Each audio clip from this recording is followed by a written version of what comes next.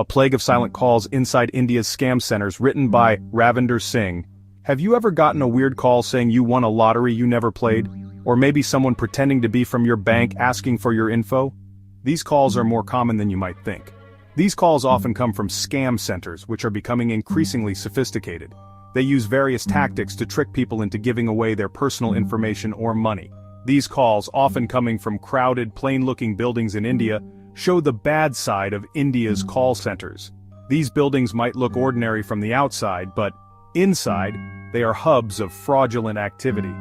These are scam call centers, and they're just trying to trick people out of their money all over the world. The operators are trained to sound convincing and to exploit people's trust. These centers like to hide, often moving and changing phone numbers so they don't get caught. They use technology to mask their real location, making it difficult for authorities to track them down. They're huge, employing hundreds of people, many who don't even know it's a scam at first. These employees are often young and desperate for work, lured in by the promise of a steady income. They're tricked by promises of easy money and a steady job, becoming part of a system that tricks and cheats people. Many of them are unaware of the true nature of their work until it's too late. The work is tough, with long hours, lots of pressure to sell, and the emotional drain of lying to vulnerable people. The stress takes a toll on their mental health, but they feel trapped by their circumstances. But the promise of quick cash keeps many stuck in this bad situation. They continue to work in these scam centers, hoping to make enough money to improve their lives. These scam call centers are a big problem, not just for the police, but also for how the world sees India and its economy. The authorities are constantly trying to shut them down, but the problem persists. The police conduct raids and arrests, but the operators often find ways to start up again. It's a cat-and-mouse game that seems never-ending. Awareness campaigns are being conducted to educate people about these scams. It's important to stay vigilant and not fall for these tricks. Many victims share their experiences to warn others. Their stories are a reminder of the importance of being cautious when receiving unexpected calls. Technology is also playing a role in combating these scams.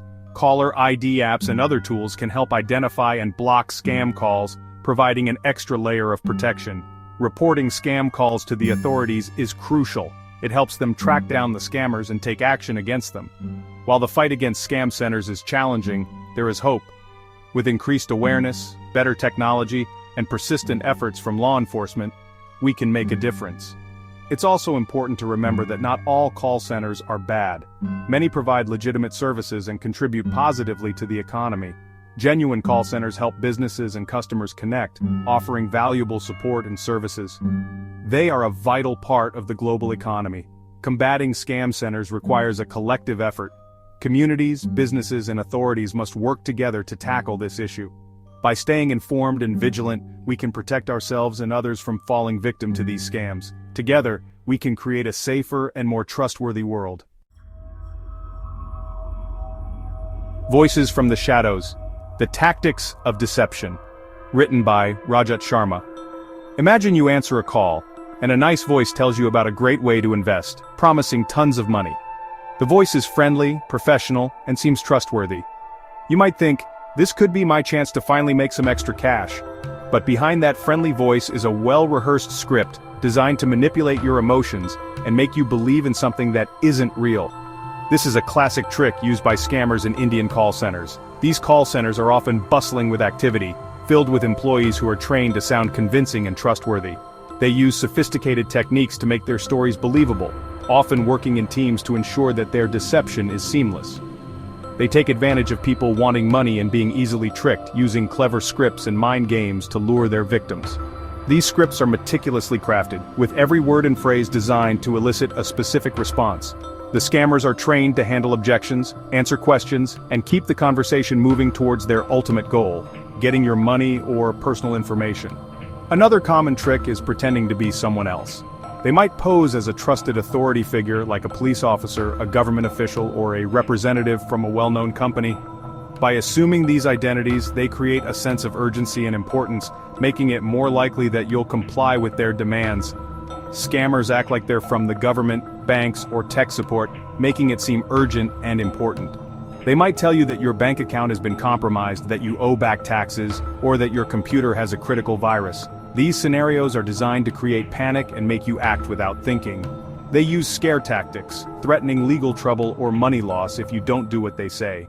They might send you official-looking documents, emails or messages that appear to be from legitimate sources. These threats are meant to intimidate you and make you feel like you have no choice but to comply. They might say your computer has a virus or your bank account is hacked, using your fear to get your information. They know that when people are scared, they're more likely to make mistakes and give away sensitive information. By creating a sense of urgency, they hope to catch you off guard and trick you into revealing your passwords, account numbers, or other personal details. Once they have your trust, they might ask to control your computer, saying they'll fix a problem. They might ask you to install remote desktop software, which allows them to take control of your computer from a distance. They might say they're going to remove a virus, update your software, or fix a technical issue, but in reality, they're looking for ways to steal your information. Really, they're installing bad software to steal your passwords, bank details, and other private stuff. This malicious software can give them access to everything on your computer, including your emails, documents, and even your webcam. They can use this information to steal your identity, empty your bank accounts, or sell your personal data on the dark web. They might also convince you to pay for fake services or products, leaving you broke and upset. They might offer you a fake investment opportunity, a bogus tech support service, or a non-existent product. Once you've paid, they disappear, leaving you with nothing but regret and a lighter wallet. Their tricks are so good, it's really hard to spot them, which is why you always need to be careful and know about these scams. Educating yourself about these tactics is the best way to protect yourself. Be skeptical of unsolicited calls, emails, or messages, and always verify the identity of anyone asking for your personal information. Remember, if something sounds too good to be true, it probably is.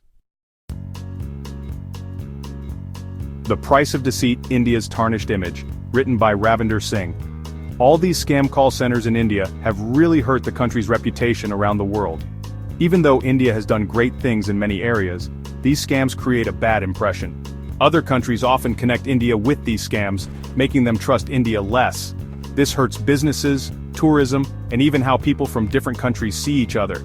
It damages India's attempts to be seen as a reliable partner in the world. The news stories about these scams, while important for warning people, often make stereotypes worse and don't show the whole picture of India. This negative image makes it harder for India to grow its economy and be recognized internationally. Bleeding the Economy Dry: The Financial Wounds of Scams, written by Rajat Sharma. The money lost because of Indian scam call centers is a huge worry. It's hard to know exactly how much money is lost, but it's probably billions of dollars every year, all around the world. This hurts the global economy in big ways. People who get scammed often lose all their savings, retirement money, and even their homes. The emotional pain of being tricked can be just as bad, causing sadness, worry, and a lack of trust. The financial damage goes beyond just the people who are scammed. Businesses also lose lots of money because of phishing scams, ransomware attacks, and other online crimes that often come from these call centers. These crimes make people scared to shop online, which hurts online businesses and the digital economy. The Law's Long Arm: Can We Stop the Scam Calls? Written by Ravinder Singh. Scam calls have become a global menace, affecting millions of people every day. These calls are not just a nuisance, they can lead to significant financial losses and emotional distress. The question is, can we really put an end to this growing problem? Stopping these scam call centers is hard. These operations are often run from call centers that look just like any other legitimate business. They employ sophisticated techniques to mask their true intentions, making it difficult for authorities to pinpoint their exact locations. Even though there are laws against scams, these operations are secretive and tough to find. The scammers are always one step ahead, constantly changing their tactics to evade detection. They use fake identities, spoofed phone numbers, and even manipulate caller ID information to appear as if they are calling from a trusted source. They keep moving, use temporary phones, and use clever tech to hide who they are, making it really hard for police to catch them. These temporary setups allow them to operate under the radar, making it nearly impossible for law enforcement to track them down in time. Also, police in different parts of India don't always work together, and there's not much help from other countries, which makes investigations harder. The lack of coordination and communication between different jurisdictions creates gaps that scammers exploit to continue their operations. Because these scams cross borders, everyone needs to work together to stop them. International cooperation is crucial in tackling this issue. Countries need to share information, resources, and strategies to effectively combat these transnational criminal networks. Even with these problems, police in India are working harder to fight these scams. They are increasing their efforts, conducting more raids, and making more arrests. These actions are a step in the right direction, but they are not enough on their own. They're raiding places, arresting people, and trying to shut down these illegal operations. However, for every call center that is shut down, another one seems to pop up elsewhere. The fight against scam calls is a continuous battle that requires persistent effort and innovation. But stronger laws, better teamwork between police departments, and more help from other countries are really important to fix this problem. Legislative reforms, enhanced international cooperation, and public awareness campaigns are essential components in the fight against scam calls. Only by working together can we hope to put an end to this pervasive issue.